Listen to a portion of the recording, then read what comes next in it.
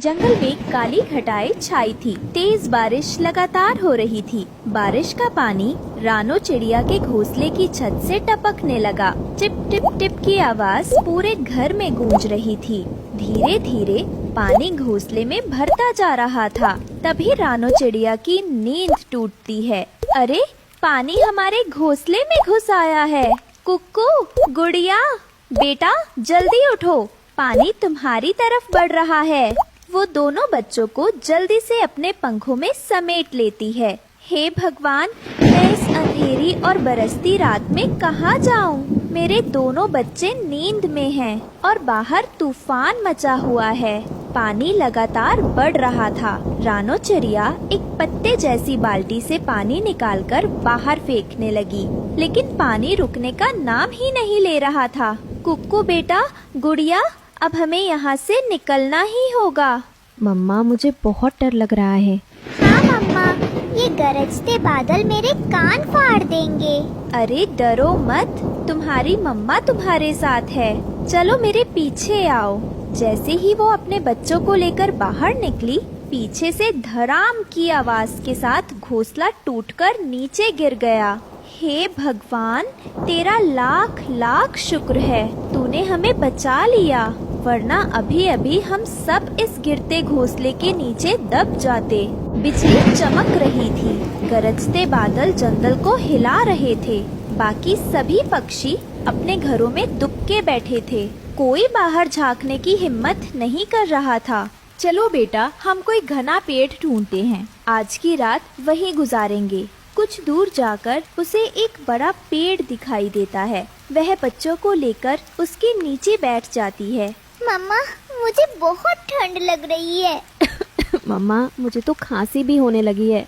रानो चिड़िया ने पंख से कुकू का माथा छुआ। उसका पंख तपते हुए जैसे जल गया। हे राम, कुकू, तुझे तो तेज बुखार है। ऐसे कैसे ये रात गुजारूं? हमें किसी के घर मदद मांगनी पड़ेगी। रानो चिड़िया अपने बच्चों को लेकर सबसे पहले तोते के घर जाती है। तोते भैया, दरवाजा खोलो, मेरी मदद करो। अरे रानो चिड़िया बहन, तुम्हारी हालत तो बहुत खराब लग रही है, लेकिन मैंने कितनी बार कहा था कि अपना घर पक्का बना लो। अब देखो।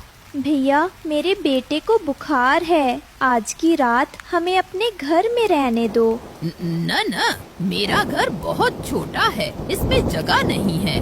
दरवाजा बंद कर देता है। रानो चिड़िया मायूस होकर कबूतर के घर पहुंचती है। कबूतर भैया, मेरे घर की छत टूट गई है, मुझे अपने घर में जगह दे दो। अरे, मेरा घर पहले से ही भरा हुआ है। बबली बहन और उसके भांजे आए हैं, तुम कहीं और जाओ। कबूतर भी दरवाजा बंद कर देता है। फिर वह कौवे के घर जाती है। कौवे भैया, दया करो, ये आखिरी दर है, इसके बाद कहीं और नहीं जाऊंगी। अरे रानो चिड़िया, तुम जानती हो हमारा घर कितना गंदा है, तुम रह ही नहीं पाओगी। कोई बात नहीं भैया, मेरे बच्चे बीमार हैं, हमें रहने दो। इतने में गोरी कौवी बाहर आ जाती है। अरे छोटी चिड़िया, तुम्हें चैन नहीं है क्या? सबको जगाकर क्यों परेशान कर रही हो? जाओ, कहीं और जाओ। वो भी दरवाजा बंद कर लेते हैं। रानो चिड़िया बेबस होकर बच्चों से कहती है, चलो बेटा, अब हमें खुद ही सहारा ढूंढना होगा। घने जंगल में भटकते भटकते उन्हें एक लाल चमक दिखाई देती है। मम्मा देखो, वहाँ कुछ चमक रहा है। हाँ मम्मा, शायद कोई हमारी मदद कर दे। वो चमकती हुई लाल मिर्च थी। मिर्च अचानक हिलने डुलने लगी और आवाज आई, मैं साधारण मिर्च नहीं, जादुई मिर्च हूँ। मैं दिल की हर इच्छा पूरी कर दूंगी। क्या सच में? किताबों की बातें होती हैं ये, मगर चलो आज आजमा लेते हैं। वह मिर्च को खुले मैदान में रख देती है। बच्चे मन ही मन इच्छा करते हैं, हमें अच्छा और पक्का घर चाहिए। जैसे ही बिजली कड़कती है, मिर्च एक विशाल घर में बदल जाती है।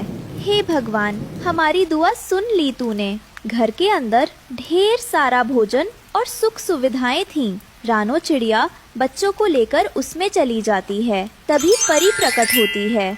कुकू, तुमने घर तो मांगा, लेकिन अपने लिए दवा क्यों नहीं मांगी? परी जी, मैं तो सह लूँगा, पर मेरी माँ और बहन कहाँ जाते इस बारिश में? बहुत अच्छा बेटा, तुम्हारे इस त्याग का फल मिलेगा। अब तुम्हारे घर में सब सुख सुविधाएं होंगी। धीरे धीरे बारिश और तेज हो गई। तोते, कबूतर, कौआ सभी के घर टूट गए। वे सब भटकते भटकते रानो चिड़िया के विशाल घर के पास पहुंचते हैं। अरे अमीर पक्षी जी, हमें अपने घर में जगह दे दो। दरवाजा खुलता है और अंदर से रानो चिड़िया बाहर आती है। ये मेरा घर है, आप सबका भी। यहाँ कोई अमीर गरीब नहीं, सब बराबर हैं। सभी पक्षी शर्मिंदा होकर सिर झुका लेते हैं। बहन, जब तुम मेरे दरवाजे पर आई थी तो मैंने बहाने बना दिए, कहा कि मेरा घर भरा हुआ है, लेकिन सच ये है कि मेरा दिल छोटा था। माफ कर दो मुझे। हाँ बहन, मैं भी दोषी हूँ। मेरा घर छोटा नहीं था, मेरा सोच छोटा था। उस वक्त तुम्हें बाहर ठुकरा दिया। आज जब मेरा घर टूटा है तो समझ आया आसरा मिलना कितना जरूरी होता है। रानो, मैं तो हमेशा तुम्हें ताने मारता रहा, तुम्हारे गरीबपन का मजाक उड़ाता रहा, और आज देखो उसी गरीब समझी जाने वाली रानो के घर मैं आसरा मांग रहा हूँ।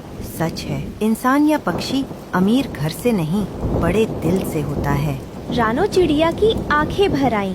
भाइयों बहनों, गलतियाँ सबसे होती हैं। आओ, इसे अपना घर समझो। सब पक्षी घर में आते हैं, भोजन करते हैं और रात हंसी खुशी गुजारते